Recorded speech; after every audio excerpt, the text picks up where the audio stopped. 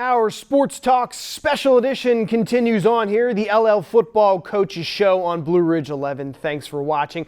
We are switching from Section 2 to Section 3, and we're getting ready to talk some of our local teams that call it home. And leading off Section 3 will be the Ephrata Mounts, and that brings on Coach Kris Miller in your, what is it, 6th year, I believe, Coach? How does it feel to be in charge of the Mounts for 6 years? Yeah, when I first started, I wasn't sure I was going to make it this long. There was a kind of a track record there that you only would last 4 years. So the two previous coaches only lasted 4 years. So I'm happy to be my 6th year. I'm excited what we've been able to do, and I'm looking forward to this season. All right, let's remind everybody real quick before we get going who resides in Section 3. Again, this will be the final year for what Section 3 looks like.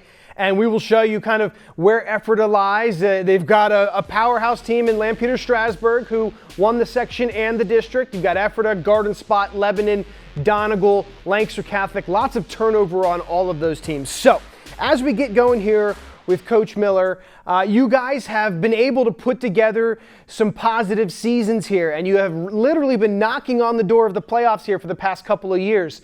How are you guys feeling about the team makeup this year and kind of the chances of finally busting through and qualifying for that District 3 playoff? Yeah, one of the things that you have to do to be competitive continuously is be able to put classes of kids together. And we've been really fortunate with our midget program that they really started to develop those kids from D team and C team and B and all the way up through. So we're starting to get classes of kids of, sizes of 15 to 20 that, love the game of football and know the fundamentals. So we're kind of able to build on that. And that's kind of what we're looking to do this year. The past couple senior classes have done a great job of, creating a new standard for Ephrata football. And we're looking forward to, for this year's senior class to raise the bar. We're excited about the kids we have coming back, especially up with our offensive and defensive lines. We're excited about the potential that our skill kids have, but they just kind of need some game reps to get ready. And, our scrimmage on Saturday was the first step to that. And this next week, we're looking to take another stride within that skill department. But I'm excited to see what we have to offer.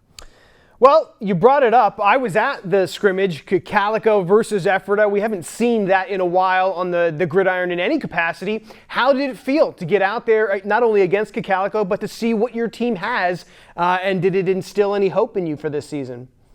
I mean, we do work, you do work all summer, and you kind of think where your team's at. But until you really get to put on pads and play against somebody, you're always going to have a ton of questions.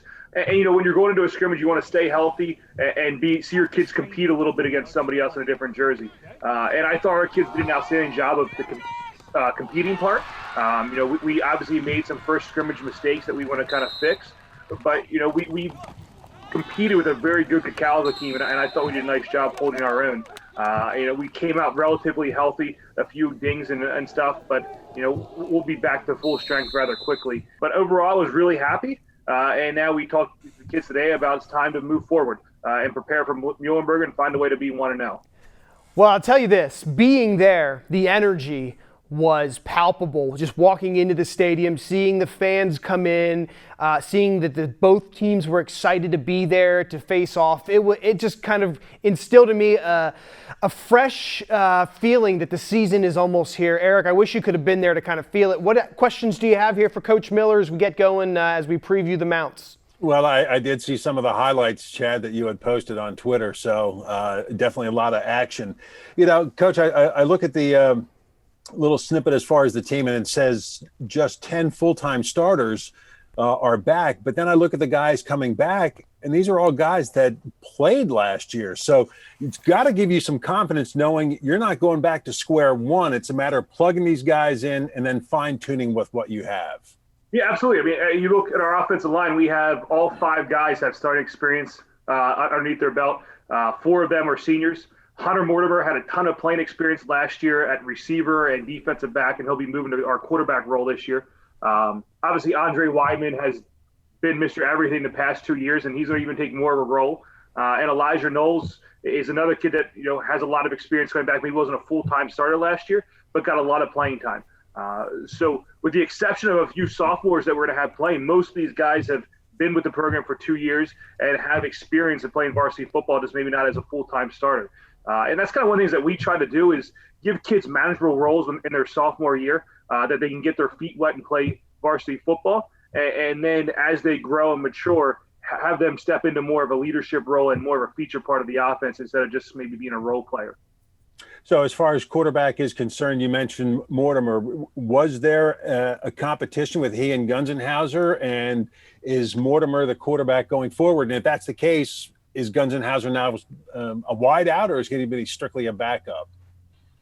So Mortimer's going to be the starting quarterback. Gunzenhauser decided not to play football this year.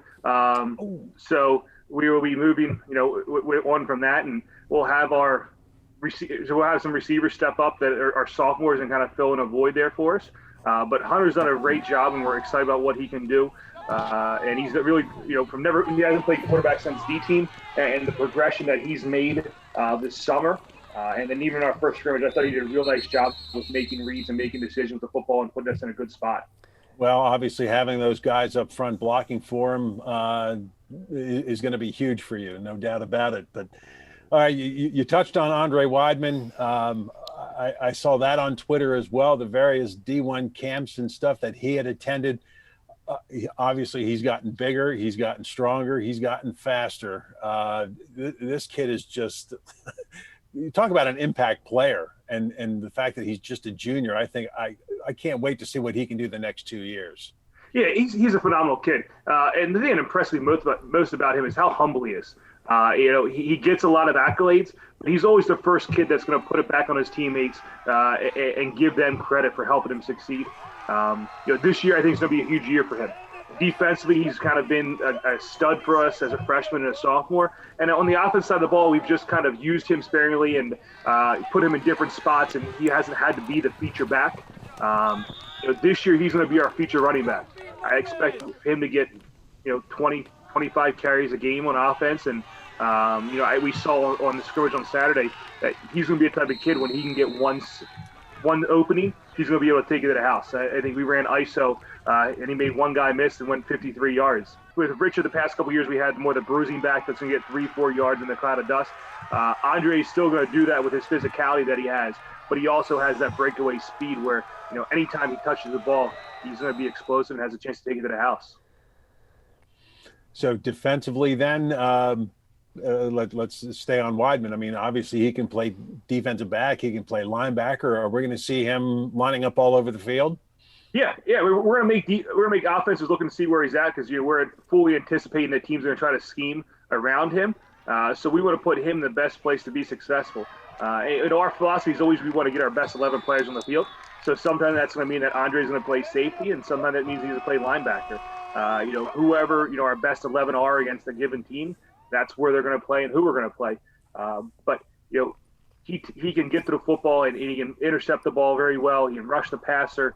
And we're excited to see the whole defense play, but especially what he has to offer. Well, and you got another disruptive guy on the defensive line in James Ellis. So, obviously I think you're going to see, and I'm sure you're anticipating, some of the leadership out of guys like Ellis and Weidman on the defensive side of the ball. Yeah, absolutely. James Ellis is a 3-year starter. I think he was our team leader in sacks last year, had a couple forced fumbled and interception. And then, we look at our whole D-line. We have Derek Hoover, Weston Nault, and Cole Freeman. All are returning starters and have a ton of experience, and they can get after the passer. So what excites us is that we think we can get after the passer with only rushing 4 and be able to drop 8 or 7 in the coverage. But they're all athletic, and we have a young linebacking core this year. So we think with our defensive line, and then Andre and Hunter being at safety, and Elijah being at corner, and his brother Jeremiah being at corner, we can allow those linebackers to develop. They're a little undersized, but they're fast. We're looking at Quentin Pouts as a sophomore, who's a real thick kid, who's really developed from a 9th grade to a sophomore year. And then Seth Heinze, we transitioned to D-line. He played D-line last year. Now he's going to be playing Mike for us. And he's done a real nice job of fitting into our defense. And Travis Martin has also done a phenomenal job. So we're excited about what they have to offer, and we hope to be able to protect them a little bit with our D-line. All right, Coach Miller. You're starting off the season here in week 1 with Muhlenberg coming up soon. How are you feeling about that matchup, and how do you feel in general about how Ephrata fits into Section 3 this year? I think, Section 3 is going to be pretty wide open. It's not very often that you have all but one team having to replace the starting quarterback. I think Lancaster Catholic's the only one that has a starter back. So, it's going to be whichever quarterbacks can develop the quickest and make the right decision. I think that team's going to be in the hunt. And we feel very comfortable with our quarterback situation, what Hunter has to offer. We think we can compete every week and, see what happens. Last year we saw a lot of the teams in section kind of beat each other up from week to week. And, it's LS's race right now, and we got to try to catch up and close that gap. So I'm excited to see how our offseason did and how much of that gap that we were able to close. But as far as Muir goes this week, we don't know a ton about them. They play in a very tough league. I think Coach Lorchak has done a great job kind of developing that team. Took over last year during COVID. And that's a tough feat for anybody to do. And seeing them on film, they're very aggressive. They have some good size. We've got to come up and prepare and be ready to play.